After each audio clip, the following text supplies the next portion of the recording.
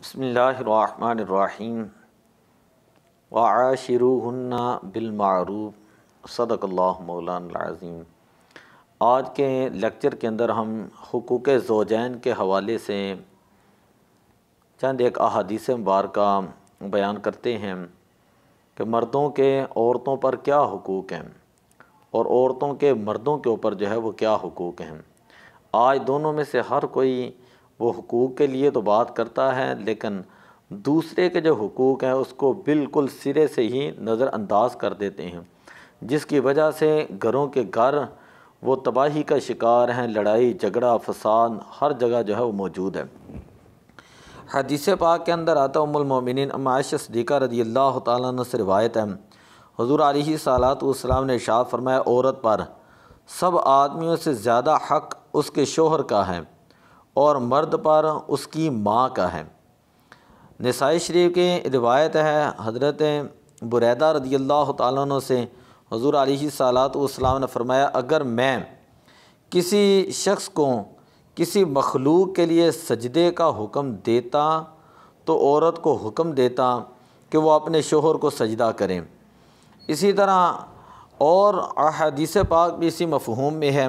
حضرت عبداللہ ابن ابی اوفا رضی اللہ تعالیٰ عنہ فرماتے ہیں، حضور علیہ الصلوۃ والسلام نے ارشاد فرمایا، اگر میں کسی کو حکم کرتا کہ غیر خدا کو سجدہ کریں تو حکم دیتا کہ عورت اپنے شوہر کو سجدہ کرے۔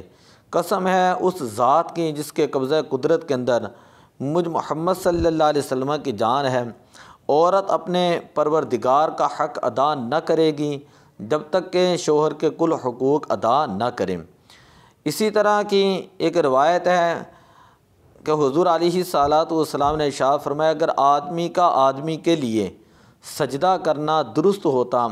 تو میں عورت کو حکم دیتا کہ اپنے شوہر کو سجدہ کریں کہ اس کے ذمہ بہت بڑا حق ہے۔ قسم ہے اس ذات کی جس کے قبضہ قدرت میں میری جان ہے، اگر قدم سے لے کر سر تک شوہر کے تمام جسم میں زخم ہوں جن سے پیپ اور کچا لہو بہتا ہوں، پھر عورت اسے چاٹے تو حق شوہر ادا نہیں ہوگا۔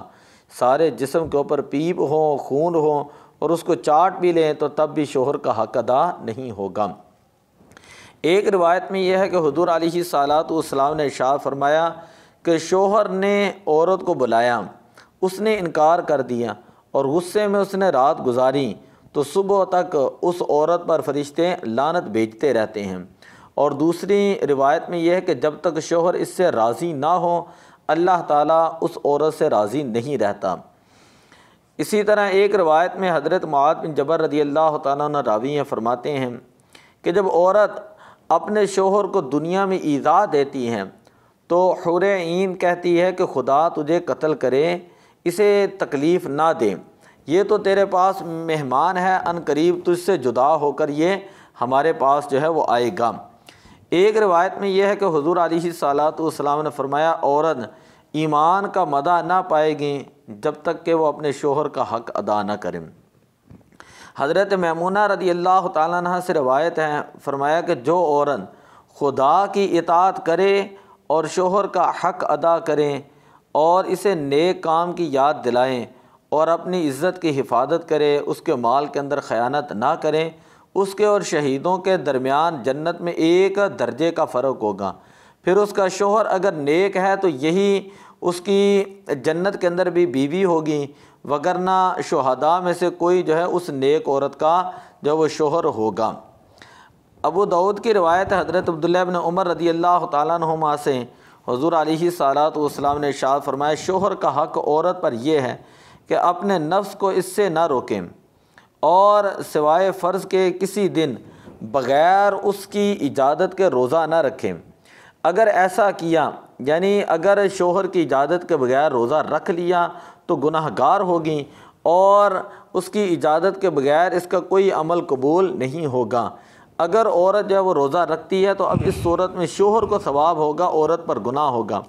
اس کی اجازت کے بغیر گھر سے نہ جائیں۔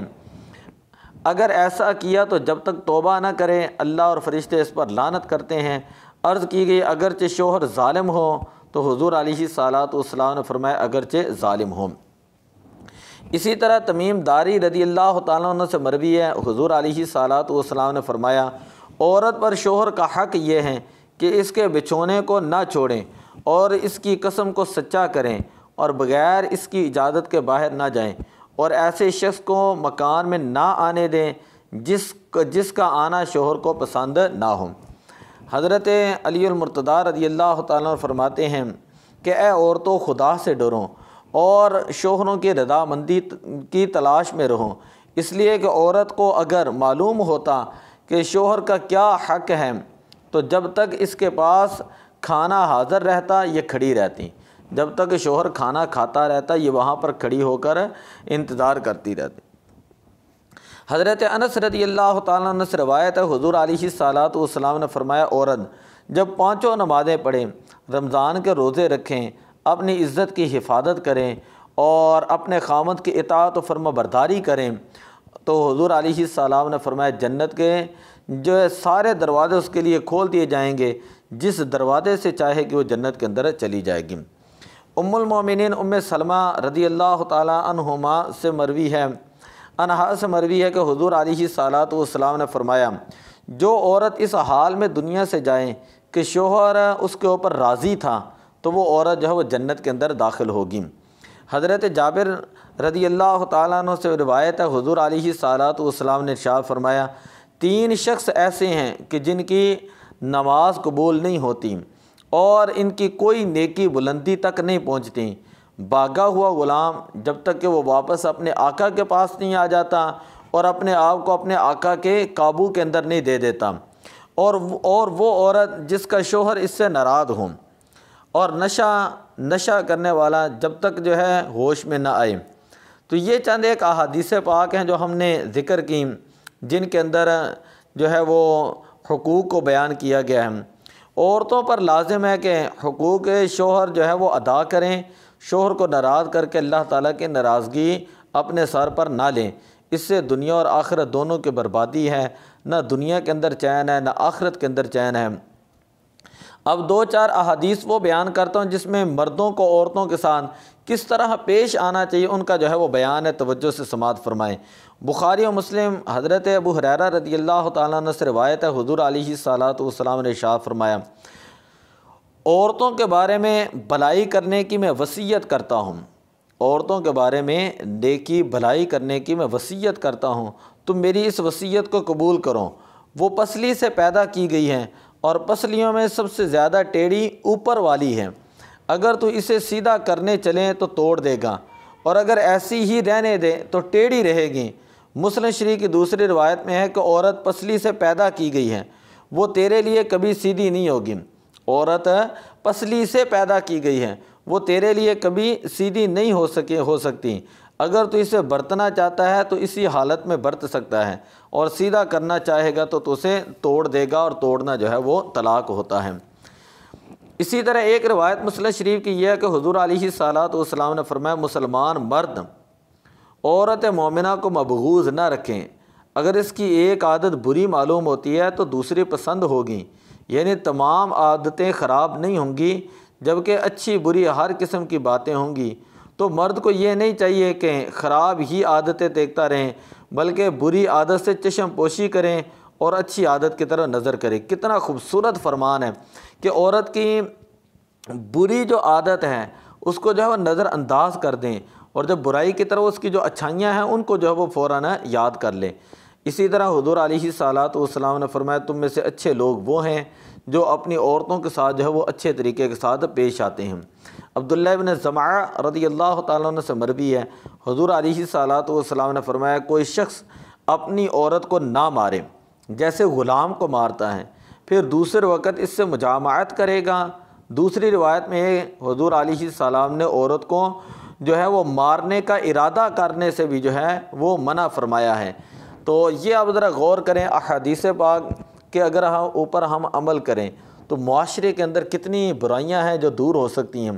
آج ہمارے گھروں کے اندر طلاقیں ہو رہی ہیں، آج بچیاں جو ہے وہ اپنے گھروں میں واپس آ رہی ہیں، اور جو ان کے شوہر ہوتے ہیں وہ اس قدر ظلم اور بربریت کرتے ہیں کہ جو ہم سن کر جو ہے اس کو برداشت نہیں کر سکتے، اور انسان کے رونگٹے جو ہیں وہ کھڑے ہو جاتے ہیں۔ آخر یہ عورتیں بھی اللہ کی مخلوق ہیں، اور اللہ تعالیٰ نے ان کے جسم کے اندر بھی دل پیدا کیے ہیں۔ تو آپ جو ہے وہ قرآن پاک کو پڑھیں، احادیث پاک کو پڑھیں، اور دونوں طرفوں سے جو حقوق ہیں ان کو ادا کرنے کی کوشش کریں۔ جو مردوں کے حقوق ہیں وہ مرد ادا کریں، اور جو خواتین کے حقوق ہیں وہ خواتین جو ہیں وہ ادا فرمائیں۔ تو اس طرح جو ہے وہ سارے معاملات خود بخود جو ہے وہ درست ہوں گے۔ اگر ایک مرد ہے وہ خود ہی فرعون بن جائے، ٹھیک، عورت کے اوپر ظلم کرتا رہیں، تو یہ بات بھی حدیث پاک میں آپ نے سن لی ہے کہ سختی کے ساتھ منع ہے۔ اور اگر عورت ہے وہ اپنی مرضی کرتی ہے اور برائی اور فحاشی اور ریانی کی طرف جاتی ہیں، تو اس سے بھی حدیث پاک کے اندر جو ہے وہ منع کیا گیا ہے۔ بلکہ تعلقات آپس میں کمٹمنٹ میں ہوں، اور آپس کے اندر جو ہے وہ ایک ریلیشن شپ ایسا ہو کہ جس طرح جو ہے انسان جو ہے وہ عورت کے مزاج کو بھی سمجھے، اس کے طبیعت کو بھی سمجھے۔ حضور علیہ الصلاۃ والسلام نے ارشاد فرمایا، تم میں سے بہترین شخص وہ ہے جو اپنے گھر والوں کے لیے جو وہ بہترین ہے۔ تو دعا ہے کہ اللہ تعالی ہمیں ان احادیث پاک کو سمجھنے کی، عمل کرنے کی اور دوسروں تک پہنچانے کی جو ہے وہ توفیق عطا فرمائے، اور اللہ تعالی ہمارے گھروں کو آباد فرمائے۔ جو لوگ پریشان ہیں اللہ ان کی پریشانیوں کو دور فرمائے۔ الصلاۃ والسلام علیک یا رسول اللہ وعلی آلک واصحابک یا حبیب اللہ۔ الصلاۃ والسلام علیک یا رحمۃ للعالمین وعلی آلک واصحابک یا خاتم النبیین۔